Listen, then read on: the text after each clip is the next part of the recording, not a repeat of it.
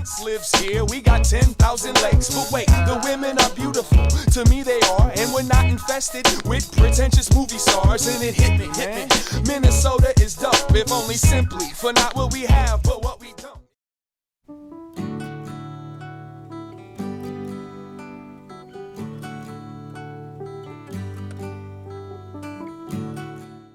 Welcome to 10 Minutes. I'm Tony Scott. Joining in the studio today, Peter Odney. We've had a great year. We've had a good run. It's all coming down to a head right now. Before we get started, I think we have a sponsor for today's show. We do. Our sponsor today is High Performance Hockey Tape from Mueller, which is the secret sauce for mind-blowing dangles, laser-sharp passing, and sniper-accurate shots. Compared to traditional cloth tape, Mueller Hockey Tape is 15% lighter and 25% thinner for better handling, passing, and scoring. Plus, 35% stronger. As I'm holding onto it, the thing just feels lighter. You feel it? You feel like you could go out there and put 50 on the board? I'd like to just score once. I'd like to get an assist at some point. Mueller High Performance Hockey Tape. Ask for it at your favorite pro shop.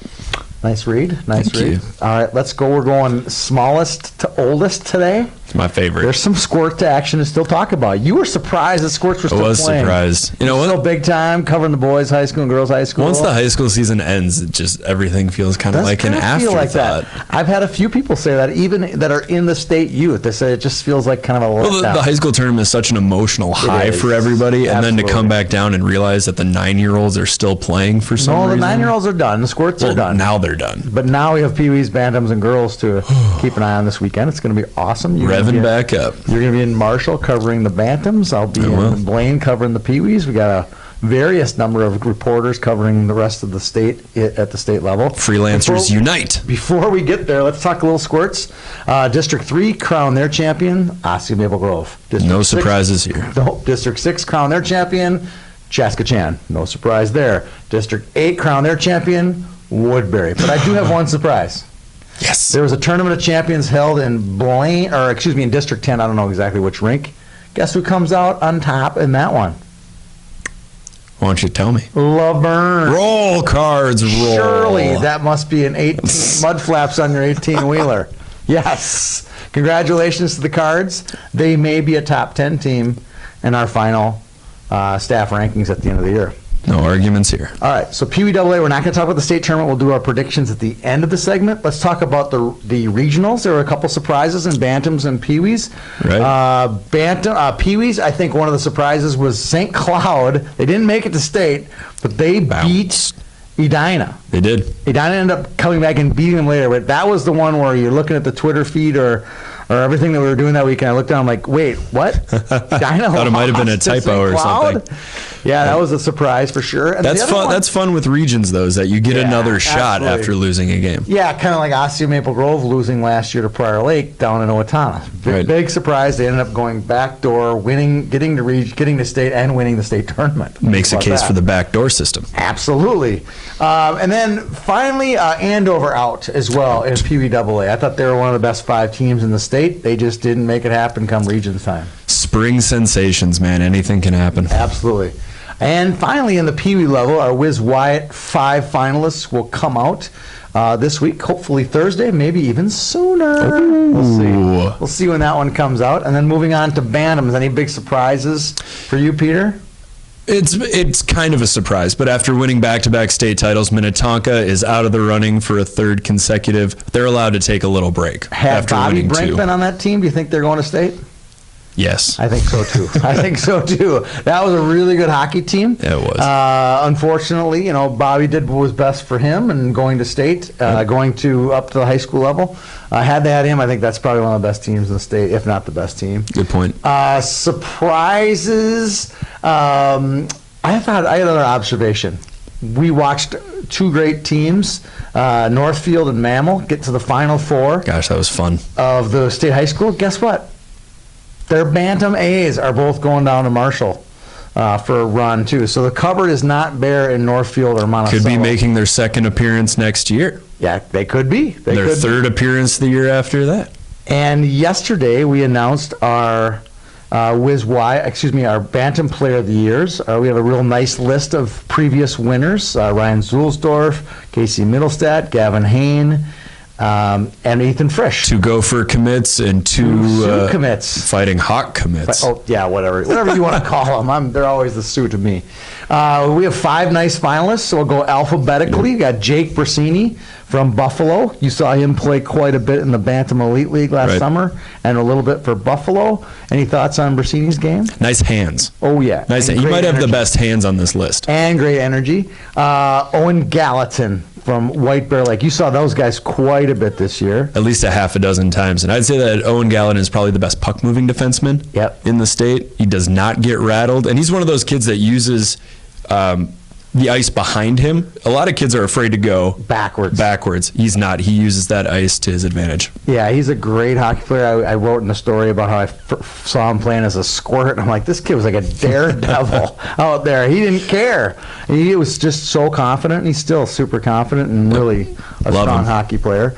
Next one, this is the asterisk. This is the kid from North Dakota, Jackson Coons. First ever North Dakota player to be up for the Minnesota Bantam Player of the Year. But granted, they played more than half of their games. I haven't really totaled it up. They did. It's Minnesota team, so he should be considered or at least honored for his great accomplishments. You know, they bit the competition bullet this year. Really coming down, it seemed, every weekend to play Minnesota's best teams. And they usually finished first or second in all every tournament down here. Yeah, absolutely. They struggled in Moorhead. That was one. That's technically crossing the border. Might have been too close to home for him. Yeah, probably. All right, Jackson Coons, Zach Michaelis from Elk River, another speedster. Seen Zach. He was actually a Wiz Wyatt finalist as a squirt. He was probably really close to being a Wiz finalist when he was a peewee. Was he just as fast then? Oh gosh, he's just a great hockey player, top to bottom. I mean, one of the better players you'll ever see. He's one of those guys that you leave the rink, he's always seems to be, unless he's playing against one of these 4 teams, the best kid out there all the time. So no question about him making this list. And then finally, our last one, Noah Tussey from Stillwater. The hero of the Bantam Elite League championship game. Yes, Noah Tussey.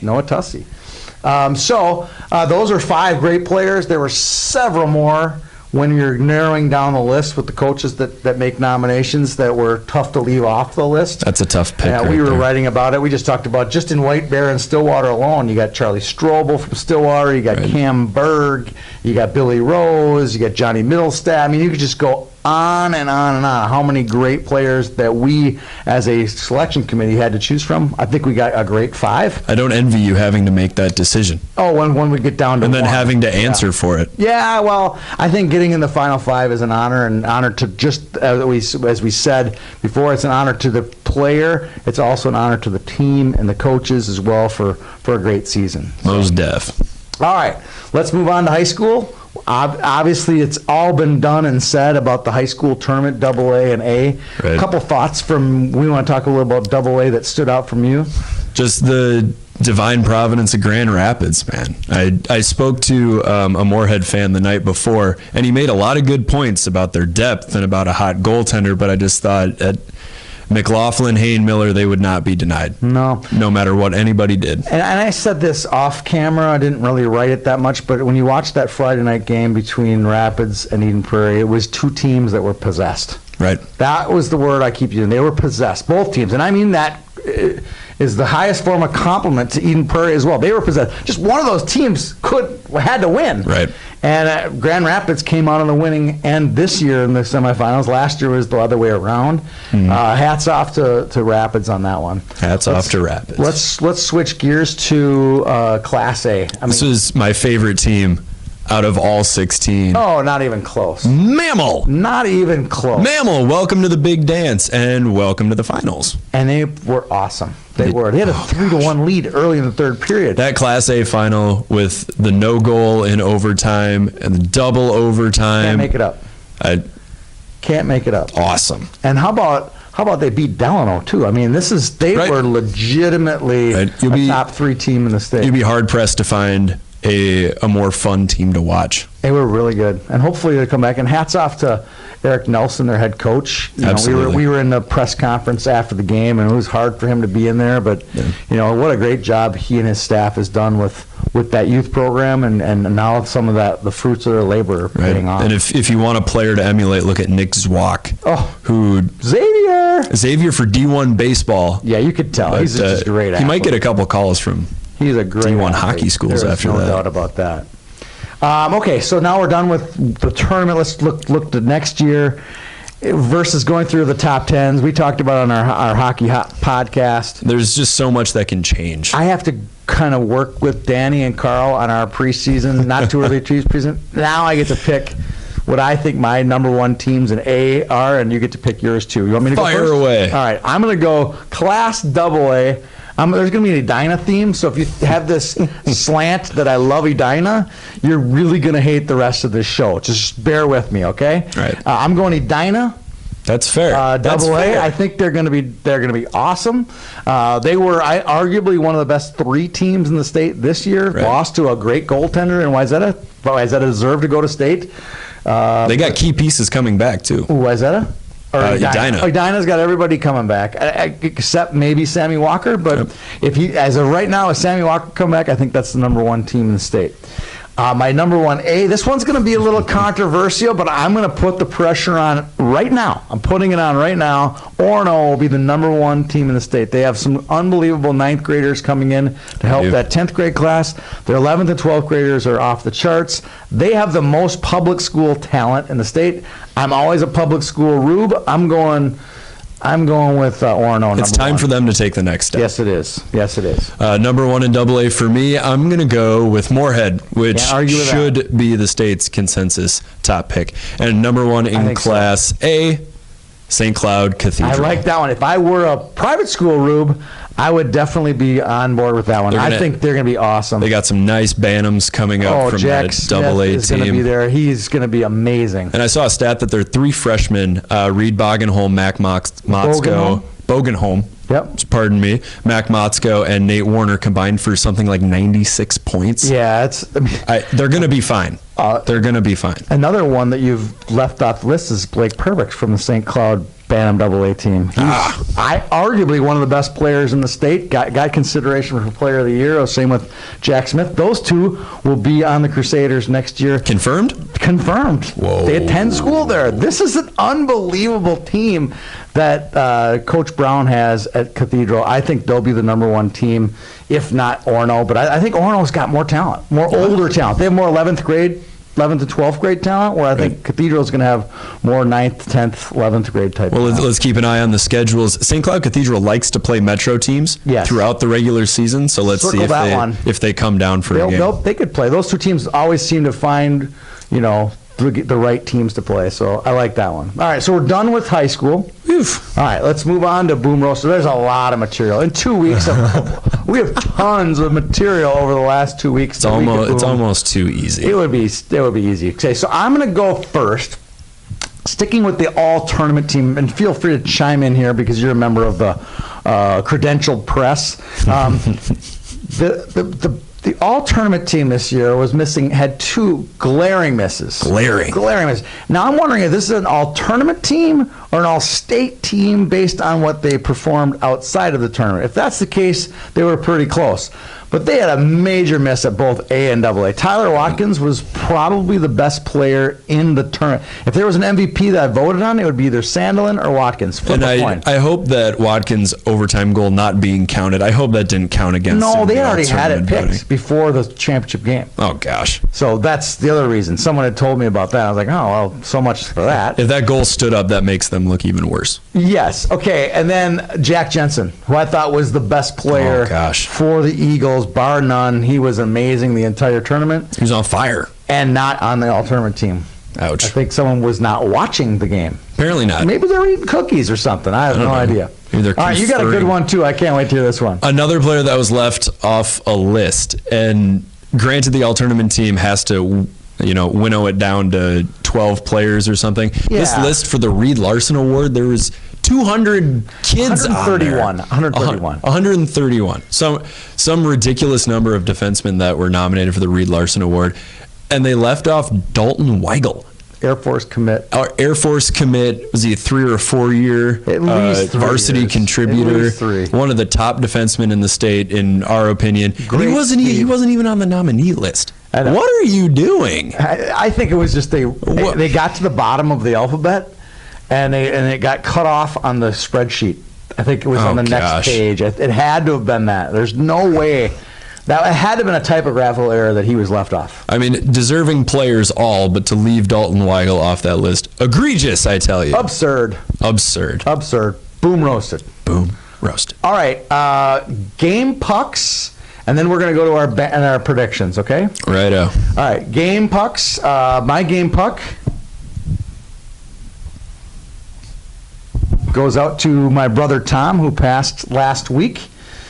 He was an amazing hockey fan and a great big brother, also the former band director at Hill Murray High School, and wonderful man.